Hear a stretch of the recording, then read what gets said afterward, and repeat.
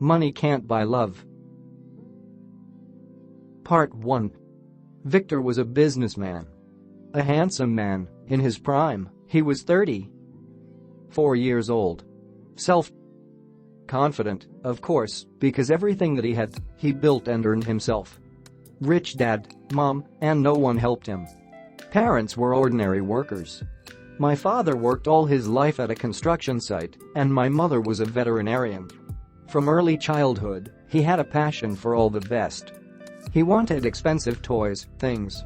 Since Victor was an only child, his parents poked him in everything, pampered him. The boy learned to appreciate parental love, so one day he told himself that he would do everything so that his parents did not need anything. And so it happened. By his 25 years, he bought his father a car, which he dreamed of, and for his mother he built a house on a summer cottage. He is used to living a luxurious life. Huge apartment in the center of Moscow, with a beautiful view of the city, expensive car. He always looked his best.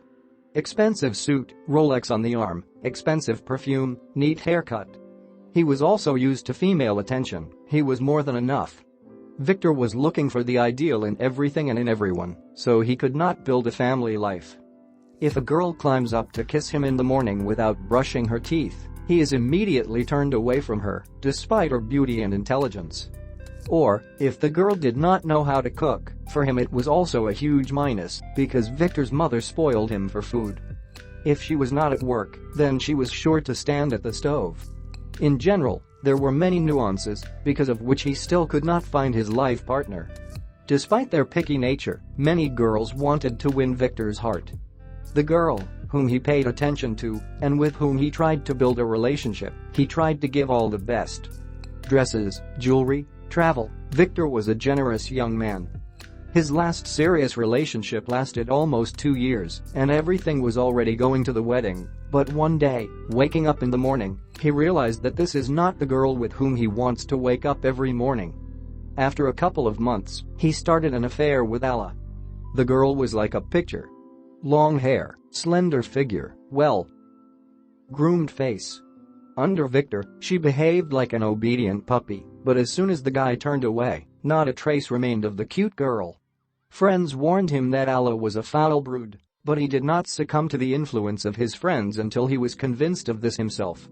Once, Victor agreed with friends to sit in a restaurant in the evening. Alla was also invited to dinner. Everything went well, everyone talked, joked, laughed. It was good until the waitress approached the table. Victor did not even look up at her, he buried himself in the menu, and under the record of the waitress he said his order. Then the waitress went up to Alla. She also began to say her order, but then the girl asked Alla about her chosen dish. "Sorry, could you repeat? Did not hear what kind of roast meat you would like." The girl said embarrassedly. "Are you deaf? What am I to you, a parrot?" Alla replied boldly. Victor, after such insolence of his girlfriend, looked at her with a disapproving look. "Sorry." "Yes, what the hell is your apology to me?" "Medium. Roast medium. Did you write it down, or repeat it again?" Alla continued. "Anything else?" "Yes. I want you to leave my field of vision already." Victor looked embarrassed at the waitress because he was ashamed of Alla.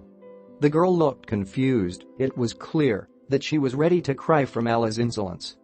On the badge, he saw her name. "Alexandra, thank you, we will wait for our order." "And hurry up." Alla snapped again. Alexandra, busting her lip, pressed a notebook to himself, turned around and quickly left the hall. Everyone at the table was pressed to their chairs and nervously barked out because not only Victor was ashamed for the behavior of Alla. Alla buried on the phone, and everyone else sat silently and waited for Victor to give a reaction to her behavior because while she was sitting in the phone, she did not notice how viciously he looks at her. "What do you even allow yourself?" he asked her. "In what sense? Are you talking about this, waitress?" Alla asked Alla. "What right do you have so communicating with people?" He drove. "Dear, calm down, We actually came to an expensive restaurant, not to the bazaar, so that I would repeat. Victor, after heard, leaned on the back of the chair, threw his head back, sighed and told her. The fix and came out of here. In what sense? Fell and came from here. Today you have already dined. Ella, biting the cheeks, sharply stood up. That already stool creaked and the floor made an unpleasant sound. I put the phone in the bag and, without taking the look from Victor, came out of the table, then boldly turned around and left the hall. It was heard as she said to Victor something unlucky. A friend who was sitting nearby patted him on the shoulder. Not long they grieved along Ella, and after a minute they began to discuss something. After a while, Alexander came to them and brought instruments for meals. Victor, as soon as she saw her, hurried to apologize for the behavior of Ella. At first she skeptically reacted to his apologies, but then Victor told her something funny, from which the girl was cute. Making sure that she did not spit in his plate, he thanked Alexander for the service and friends began to eat. Between dinner, a friend of Victor, Sergei, called him out to breathe fresh air into the street. Already on Sergei Street, asked him that he was thinking about his girl. What is the girl there, did you see, that she allows himself? And I warned you.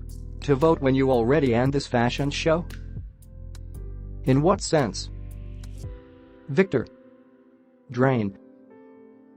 Find you already have an ordinary girl. Look, in a circle full of cute girls, without such pens. Well, for example. Yes, here is the same Alexander. After standing on the street for another 5 minutes, the guys went back to the restaurant. Already at the table, until everyone spoke about something, Victor did not leave one thought. The thought of a girl who stands at a bar rack, in a white shirt and a black apron. Which, despite the unpleasant guest, it is worth it, cute with a bartender, and laughs at his jokes.